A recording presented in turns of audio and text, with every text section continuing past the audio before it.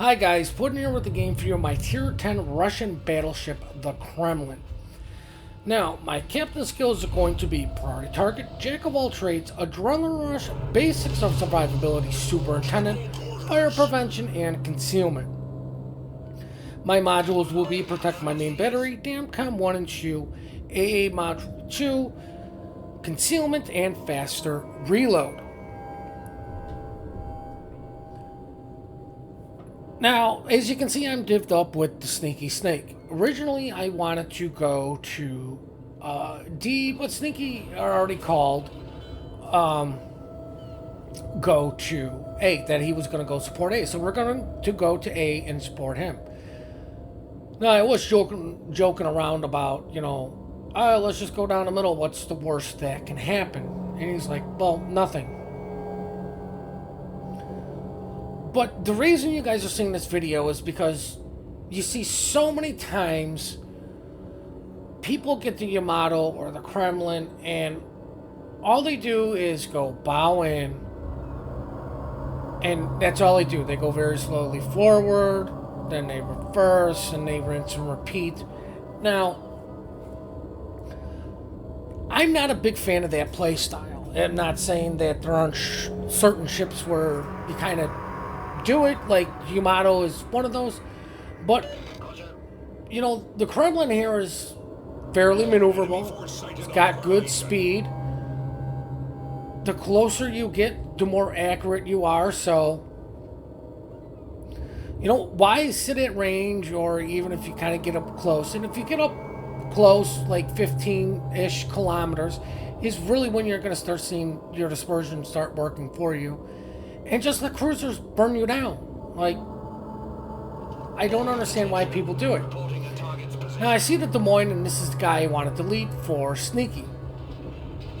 Now, I'm waiting, obviously, for the guy to come out and not be behind the island, because, you know what? Who wants to shoot the island and not the Des Moines?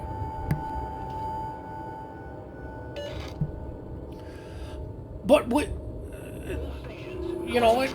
I'm well within that sweet spot. I see Sneaky's torps or somebody's torps coming in. So I'm waiting because I know the guy's going to turn in and then he's going to turn out. At least I'm hoping he's going to turn out. I'm going to wait to see which way this guy turns. If he's going to turn in, I can still citadel him through the nose. But if he turns out, I'm going to wait for the better shot. And just look how nice that dispersion is. Now, unfortunately, shells were aimed a little bit high, as here comes Shimakaze torpedoes. You know what? I lost count after 2, but that's way too many to be anything else. Torpedoes dead. Torpedoes to port. The Shimakaze was also last spotted over here. Torpedoes but you know what? Here's a public service announcement for your destroyers. Don't get on cap and pop smoke right away. If you're going to do it to try to beat out torpedoes, okay. But even then, just don't do it. It's just not... You're kind of just wasting your consumable, because what if he needed it right there? Now, really wasn't going to turn for him and just run into him. Can't get any more shots in on the Des Moines. But as you can see, I started to make my turn out. There's one set of torpedoes, so that rapid firing angry smoke cloud's got to be hiding Hiragumo. You know what? 5 people were targeting me at one point. Here comes Hiragumo towards. I need to make my turn, and you know what? I don't care who I got to hit to avoid torpedoes. You got to do what you got to do to avoid torpedoes. Now, of course, with that little hit, I did manage to push the repub to the side a little bit, which kind of helped him out. So now it's just a matter of, can I stop my turn and just gain some distance to miss these torps? And the answer is, of course, yes.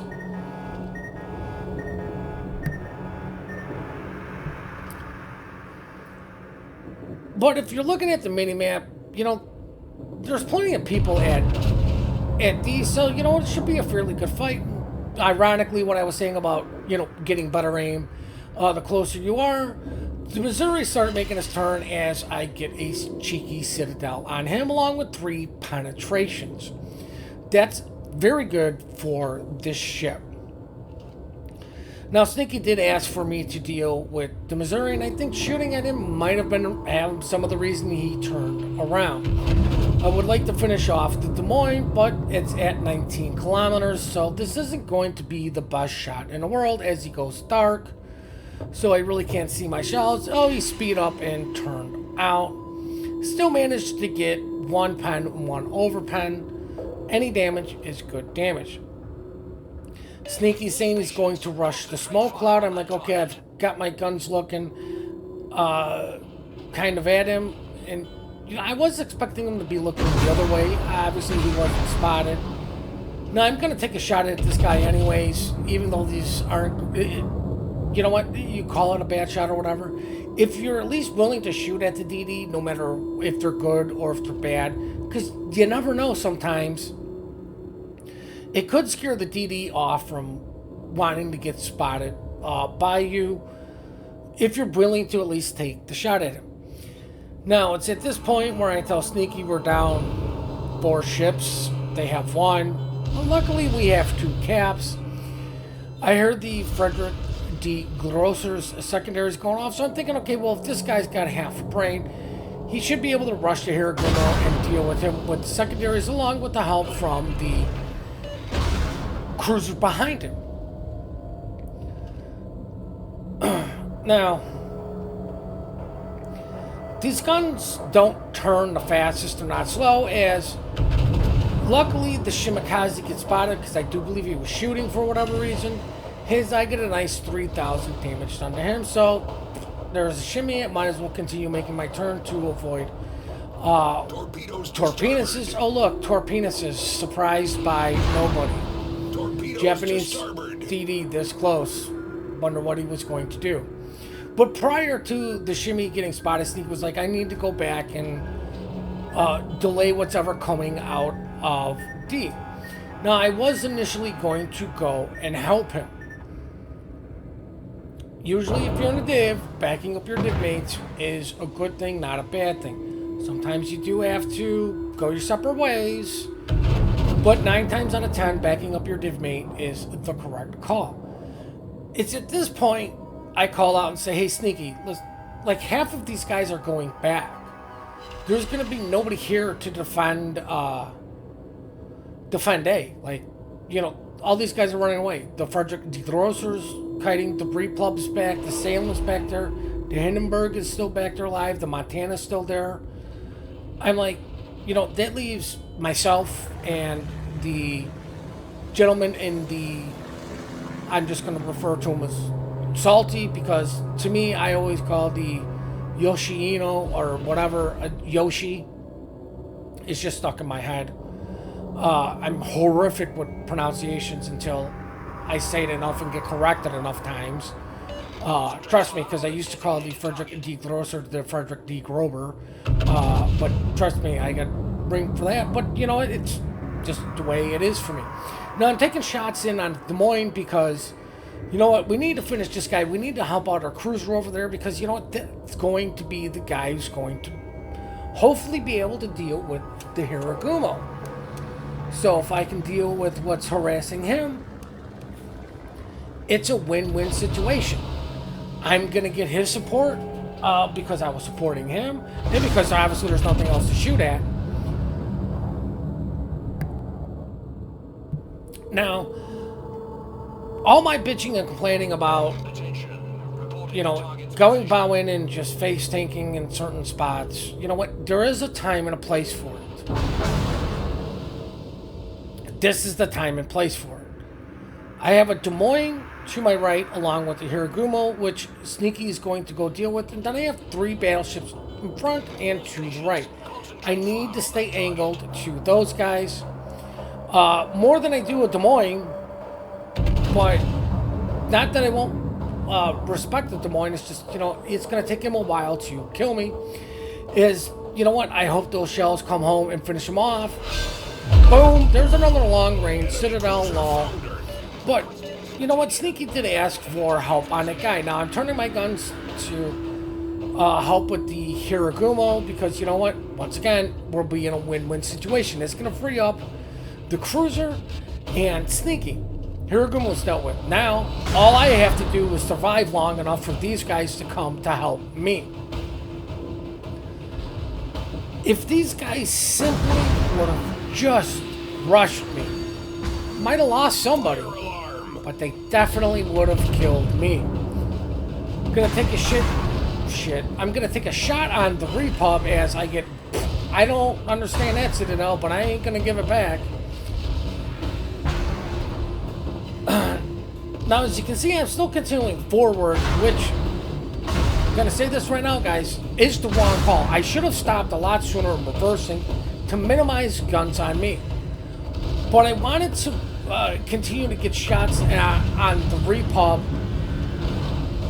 You know what? Because he was low health, even though he goes broadside or bow in, angles up. So my shells don't do much damage. But I am taking unnecessary damage, which is something Sneaky hates. And here we go. There's 10k I really didn't need to take. If I would have just stopped and reversed sooner, the Repub wouldn't have been in a position to get that shot in on him. But like I tell Sneaky, you know what? You can't get a Dreadnought if you don't get shot at. I still have 2 heals. I have all 5 of my repair parties. I do have the special captain, so if I do get in some sort of trouble, there is that little trick of once that thing gets popped, I can, pop a heal and even get more health. Now, I'm going to shoot at the Missouri because Sneaky's like, hey, if you can get rid of that Missouri, I'll come in and deal with the Musashi for you. Now, I aimed a little bit short in on the Musashi, as Salem is power reversing a Musashi. Not the smartest idea, buddy. 16-inch shells can go right through your nose. And considering Musashi guns can go through battleships, I don't think your nose is going to hold up that well. But the Musashi is making the correct call. Kill what you can first. Which is why I do believe he's taking shots in on our Frederick D. Grosser. He's also taking, D. Grosser. See, I still say it wrong sometimes. Now, I am going to try to do a cheek shot, but I'm aiming too far back. I was thinking that this guy was going to reverse a little bit faster than he was, but unfortunately, he was not. Now, I don't care what Mr. Announcer guy says, because you know what? That jerk's never been wrong. The enemy is about to win, but we are still in this fight.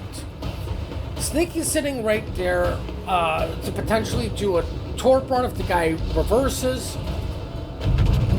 Now, instead of aiming for the cheek shot, I'm just trying to get guaranteed damage. Just like do a nice about 4,000-ish damage, up into the superstructure. Now, it's at this point where I'm like, okay, I'll just let my secondaries deal with them as Salty guy comes in for the save. Now, instead of shooting the Missouri, I'm going to shoot the Repub. Why am I going to shoot the Repub? Who's broadside? Repub also has a faster reload. And boom, right underneath the front gun, Kaplow, Citadel, get out of here. Missouri is angled up fairly well. Now, of course, Sneaky's been yelling at me to try to kill this Missouri, and I'm like, well, you know what, I'm gonna take, gonna take the shots that I need to take. Now, somebody's like, oh, the Kremlin's such a tank. Well, if you know how to play your battleship correctly, they all can tank extremely well. I minimized, jokingly, but, I minimized who could shoot at me. They weren't shooting at me, they were shooting at other targets, so really, what did I take from this guy? It's like the Missouri's not shooting at me. They only shot like once or twice at me while they were trying to shoot other ships. Now, the reason I turned this way is I'm still fairly angled, but the Missouri's got his radar up, which means he's going to want to shoot at the destroyer. I don't know where the gearing is, and I was afraid the gearing was going to come down the center. So I'm making my turn to be nosed into where if the gearing pops right out of there, I will minimize the amount of torpedoes I will eat. Now, the gearing has 2 choices. Get A, or come down the middle and stop us from getting C.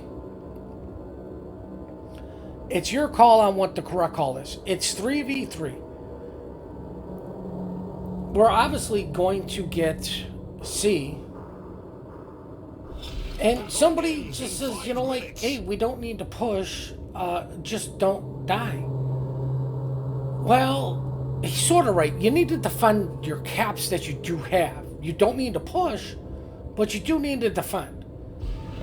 So really what the Gearing should have done was, and I'm sure he is probably, keeping the salty gentleman spotted for his cruiser and his battleship to shoot at it.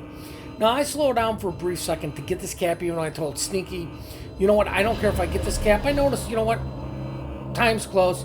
We just, you know, let's get this fast to keep, to start generating points for us. Sneaky is going to beeline for D. He's a hell of a lot faster than me, and I can tank a lot better against those two ships than he can. Now, if the Gearing was sitting at B, he'd have to know somebody's coming down the middle. So if he was just sitting there patiently waiting at the top of the cap, you know what, and the enemy cruiser not pushing our cruiser, the Gearing would have known who's coming through. You know, not spotted, oh, something's on cap, then I can't spot it. It's got to be the DD. Oh, look, the battleship's coming through. But instead, the Gearing goes to cap A. I think that was the wrong call. Now, Sneaky's telling me to keep my guns looking at the cruiser, and I'm like, well, duh. I need to help our cruiser against their cruiser. Now, unfortunately, Wargaming has not nerfed these freaking islands, so I can't shoot through them. Don't they know Russian bias? These shells should be able to go through islands. Now, that doesn't mean I need to be showing broadside to the GK, which the Curfers he's doing the right call too. He needs to help out his cruiser, so his guns are looking that way. Like, the only thing fighting here is just the Curfers and myself are our secondaries. Now, luckily for us, the cruiser wins the battle. Now, I should have held my shot here and waited for the drive-by, especially knowing that this guy's guns are looking the other way. But what I'm about to do is something I see so many people do wrong. Now, instead of turning my ship to keep all of my guns, this guy is obviously turning his guns too. I'm just going to drive by, but I've got my guns looking at the Gearing and not the Curfers. If we can kill this Gearing, it's a guaranteed win. Now, I didn't see him turn at the last second, which means, you know, these are going to miss. But because I just drove straight by this guy, and this guy turned, who's sitting broadside? Now, I hit my repair party knowing that if something happens, I have the special captain ability. This guy just shot, which means I'm going to turn to bring all of my guns to bear, because they already blew his load, is I get a nice 40,000 damage. Hands still hurt, guys, as you can see right where I shot. And immediately going to angle up again. Now, I let Sneaky know I'm going to be getting off cap. You know, for a brief second as, oh look, there's a flare, as I'm getting a free heal and, you know, no more floods or anything. Now, you know, what's the Gearing going to do? Go get C? You know, our cruiser's making the correct call. Don't need to chase the guy. We've got the points. Time is short. Just get unspotted, get out of dodge, get to this cap, stop them from generating points. Even if the Gearing gets C, you know what? We're ahead with 51 seconds left. Nothing else really happens, guys, so now we're going to check out the post-battle result. Now, I really do hope you guys enjoyed this replay. You don't always have to go bow in on your battleships, as even though I got 3.6 million potential, you don't always have to go bow in. Being maneuverable is better than just sitting there. There is a time and place for going bow in and just face tanking and reversing and moving forward slowly. And I hope that this game showcase that for you guys. We do appreciate all the support you guys do give us. We do love the replays you send us. The email for that is in the description down below. Please hit that like and subscribe button and have yourselves one heck of a great day.